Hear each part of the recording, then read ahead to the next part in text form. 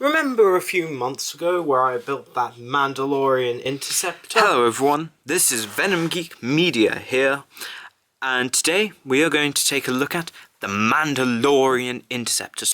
And I complained that it was, I believe the terms were, too small and not particularly impressive and not really in good scale with the pilot. The wings, they're very minimalistic. This whole craft is really quite minimalistic, and especially if you do a size comparison, you can see that the pilot is, compared to a craft, even though it's a small little interceptor, he's quite big, really. Well then. How's that for size younger me?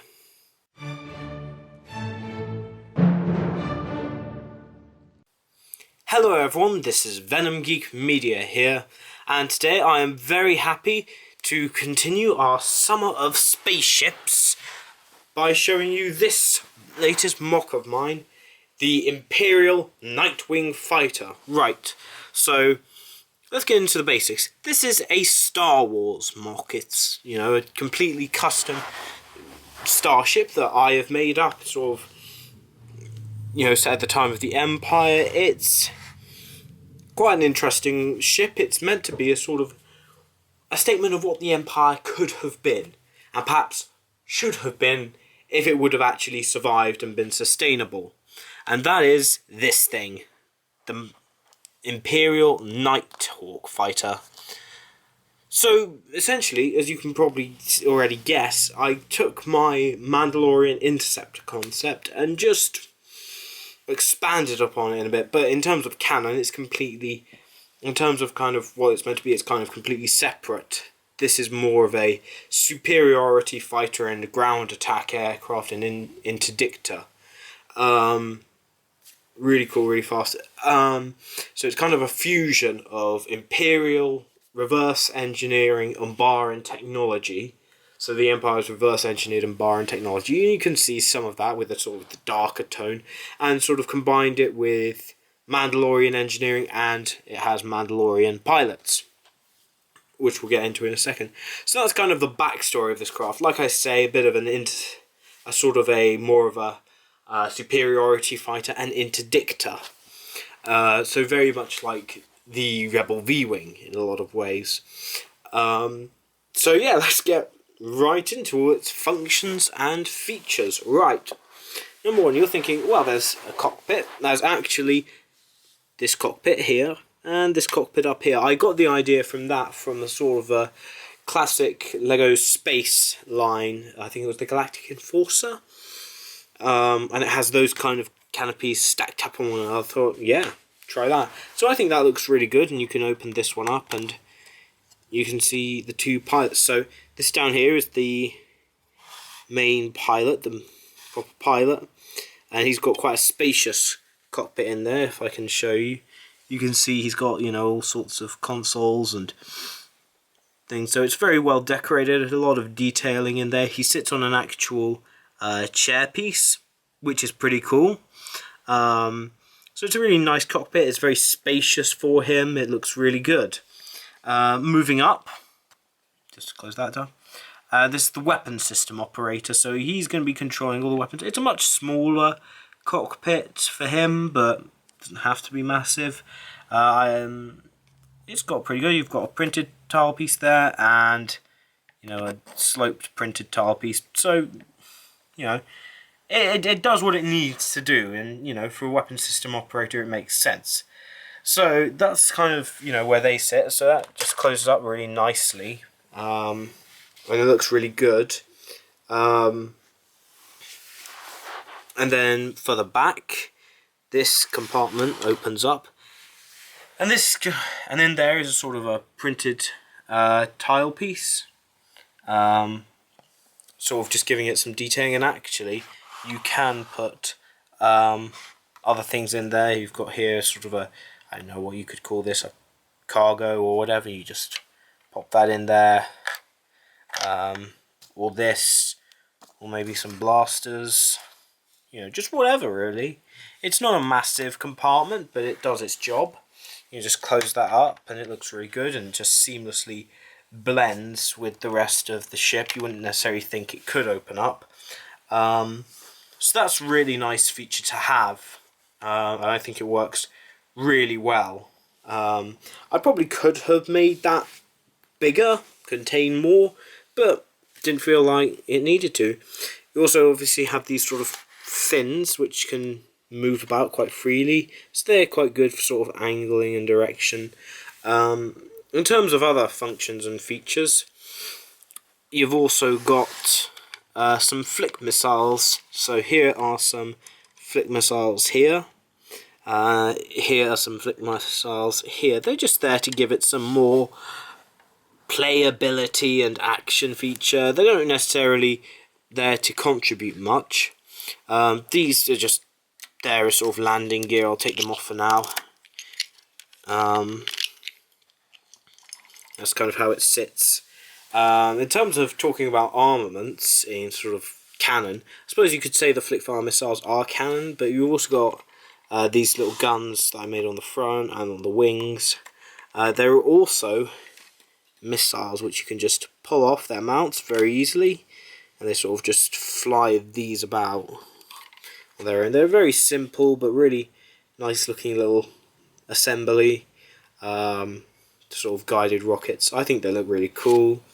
And then there is also another weapon hidden underneath, and that is, yep, Technic Competition Launcher.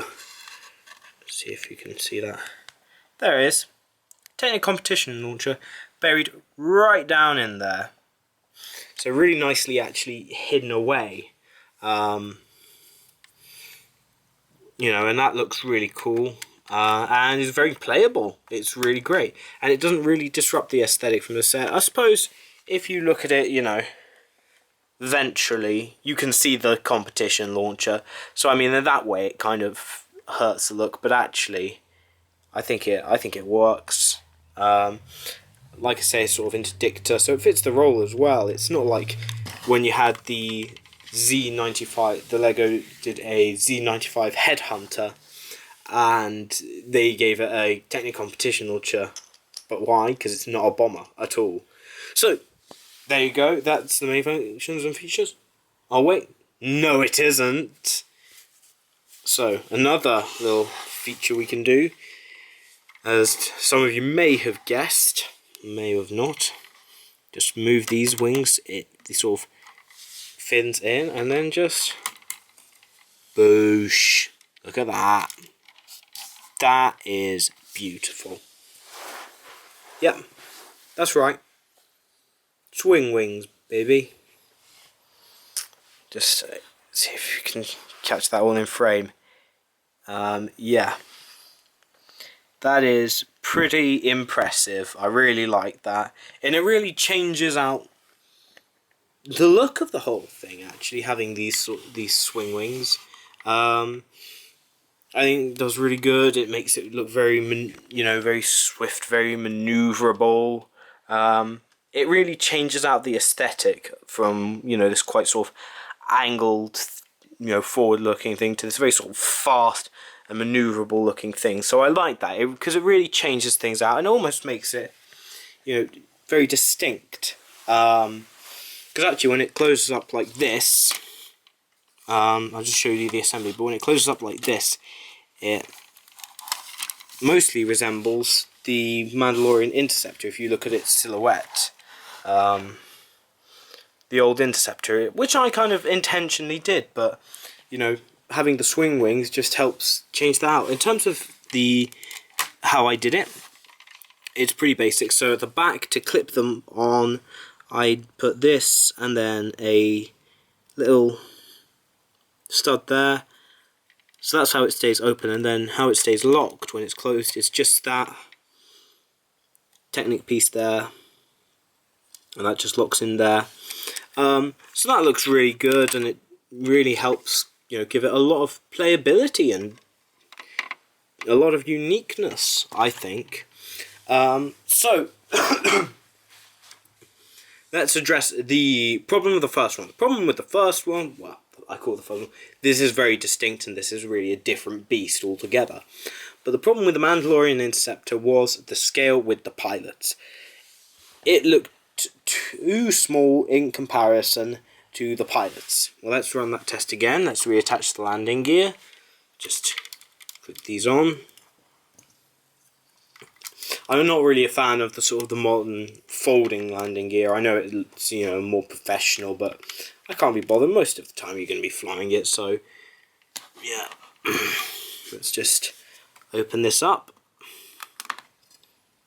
Pop them out.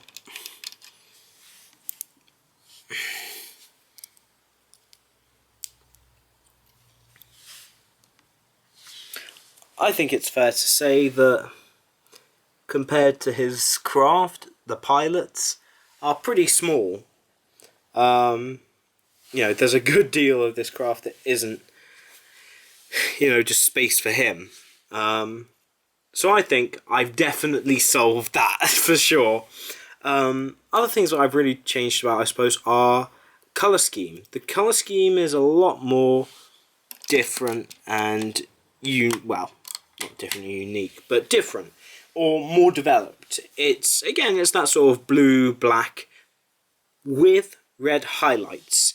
Why? Because that has a red highlight, so I thought, yeah, bring in a red highlight. So that's what I did, and so it looks really good. It almost looks very sort of Space Police-esque, I think, which was sort of not directly intentional, but I like it as a sort of an homage to Lego Space Police. So there's that. Other things to point out, you know, you've got intakes here and here, and just general details, side detailing on the panels. You've got transparent plates and such here, you know, plates here. I just did that to cover the Technic pinholes, because I know you get all sorts of people complaining about it, and no, it is a valid thing to make and to say, because it does break up the aesthetic, especially with this thing. This thing had a very Technic reliant build, not just in terms of incorporating the competition launcher, but also in incorporating just the whole size of it, because it's, you know, so big that I thought, you know, it's going to need a strong Technic structure in order to sort of hold her together, and I'm glad that I was able to kind of pull that off. You know, and I think that's really helped, because actually this thing is blinking durable. I can lift it up pretty much anywhere, you know, really shake it about, really play with it and abuse it, and chances are it will stay together. Certainly the core elements of it will stay together. The more peripheral elements and the more peripheral sub-builds might come off, but actually at its core it is very, very strong and very well built. This build actually took me the better part of a day in a total. You know, after that I was out just adding, you know, little details and modifications. But I'm really glad in terms of how this final product has turned out. I think it looks really, really cool.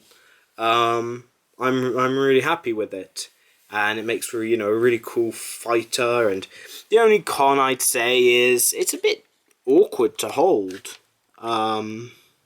especially for sort of swooshable, because it's quite heavy. But you want to be able to sort of swoosh it, and also be able to pull the trigger to fire the competition launcher. And it is quite difficult to sort of find that, but, you know, aside from that, I wasn't going to build a carry handle. It's a fighter, and I can't be bothered with carry handles. So, you know, I have my reasons. I could have probably, maybe, not without compromising the aesthetic and general look of the thing, though. So overall, I'm really happy with this. I really like it. But you guys, tell me what you guys think of it. Please let me know in the comments below, and I will see you guys in the next video.